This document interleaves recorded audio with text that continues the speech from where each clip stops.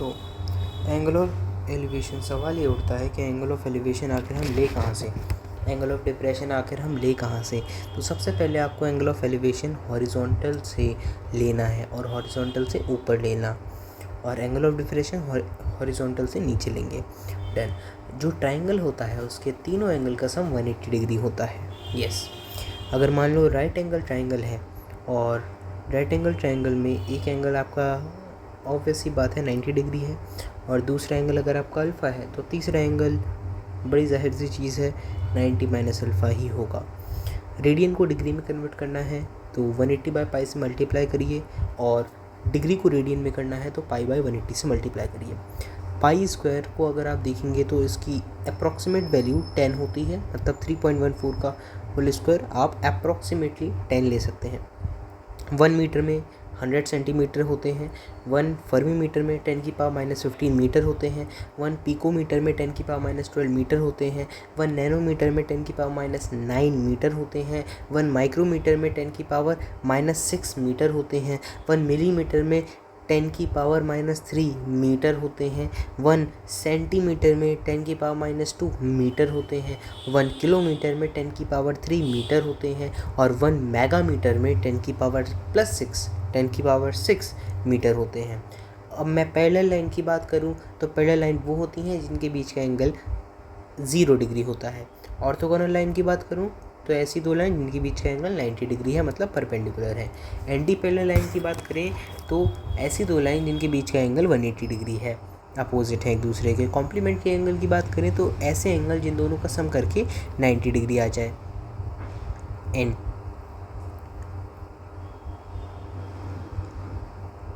Acute angle क्या होता है, जो कि 90 डिग्री से स्मॉलर होता है। ऑब्ट्यूज एंगल क्या होता है, जो कि 90 डिग्री से बड़ा होता है और 180 से छोटा। अल्टरनेट एंगल क्या होता है, मान लो दो पैरेलल लाइन्स हैं, उन दोनों के बीच को एक काटते हुए आपने एक लाइन खींच दी, तो जो राइट साइड का एंगल बनेगा ऊपर वाली लाइन से और जो नीचे वाली पैरेलल लाइन से जो लेफ्ट साइड का एंगल बनेगा वो आपस में अल्टरनेट होगा, और अल्टरनेट एंगल आपके इक्वल होते हैं।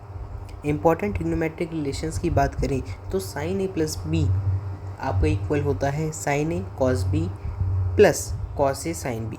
Sign A minus B equal होगा sine A cos B minus cos A sine B.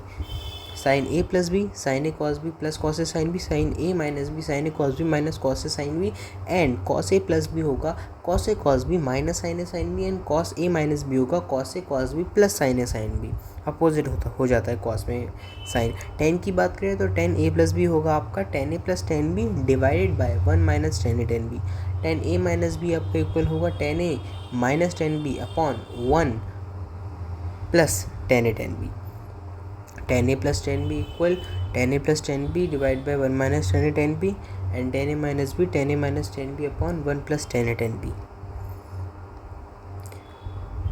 अब मान लो साइन ए प्लस बी वाली आइडेंटिटी को मैं यूज़ कर रहा हूँ। जैसे कि मान लीजिए जो ए और बी ये जो दोनों एंगल्स हैं, मान लो ये बराबर हैं, ठीक है। मान लिया अगर ये बराबर है तो ये आइडेंटिटी निकल के आ जाएगी साइन 2 थीटा बराबर 2 साइन थीटा कॉस थीटा, क्योंकि फिर यहाँ पे तुम वही करोगे sine theta cos theta plus sine theta cos theta, तो अल्टीमेटली फिर ऐड होके 2 साइन थीटा कॉस थीटा बन रहा है।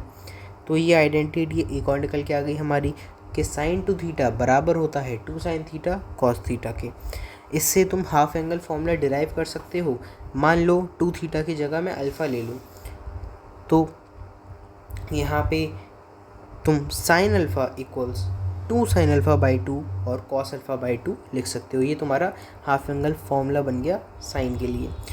Sine alpha equals 2 sine alpha by 2 into cos alpha by 2। अब बात करें कॉस ए प्लस बी की, तो इससे भी डिराइव करते हैं एक रिलेशन।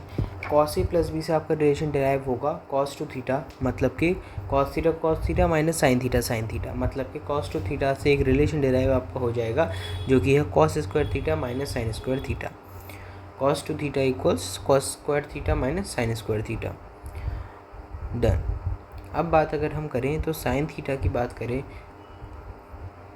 इसी फॉर्मूले से जो कॉस 2 थीटा वाला फॉर्मूला आपका है, कॉस 2 थीटा सबसे पहले cos square theta minus sine square theta, cos 2 theta equals 1 minus 2 sine square theta, 1 minus 2 sine square theta. इतनी बार डन है। अब इस सेम फॉर्मूला से तुम साइन थीटा का एक और फॉर्मूला निकाल सकते हो, जिसे तुम कहीं ना कहीं हाफ एंगल में यूज़ कर सकते हो। क्या है सर वो फॉर्मूला? वो है तुम्हारा sine theta equal √1 minus cos two theta divide by 2। क्या बोला मैंने? Sine theta equal √1 minus cos two theta divide by 2। अब कॉस टू थीटा वाले जो फॉर्मूला था हमारा cos square theta minus sine square theta, वहाँ से तुम हाफ एंगल फॉर्मूला डिराइव कर सकते हो। कैसे करेंगे सर हम? Actually cos alpha equals cos square alpha by 2 into sine square alpha by 2। Correct है।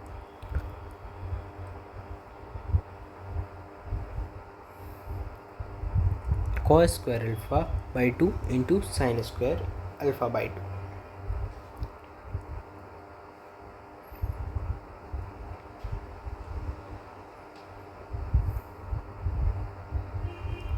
डन है।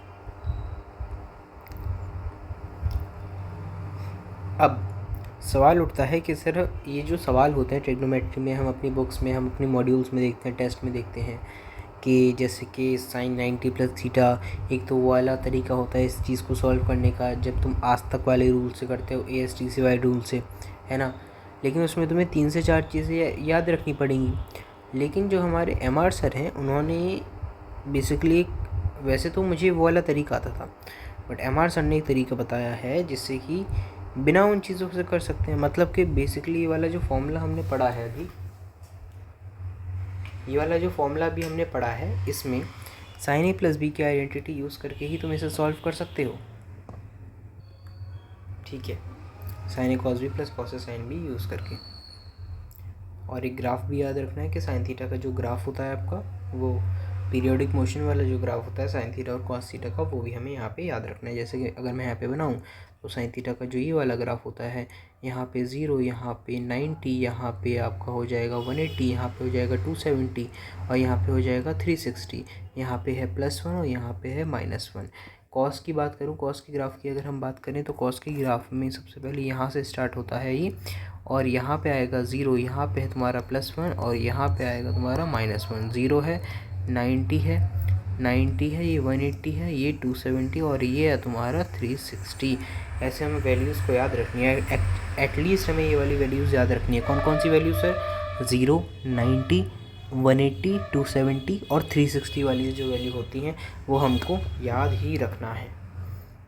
ये डन हो गया। अब लास्ट में एक चीज़ आती है, कॉस माइनस थीटा बराबर होता है प्लस कॉस थीटा के, और sine minus theta minus sine theta, tan minus theta minus tan theta. Done.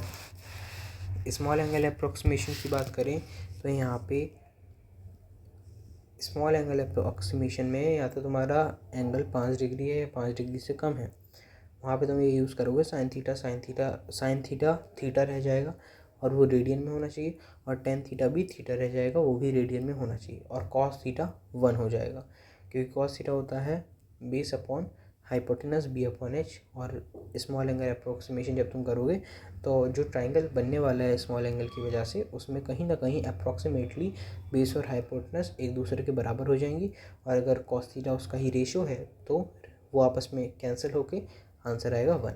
तो इसलिए कॉस थीटा 1 होता है और साइन थीटा थीटा ही होता है, टेन थीटा थीटा ही रहता है।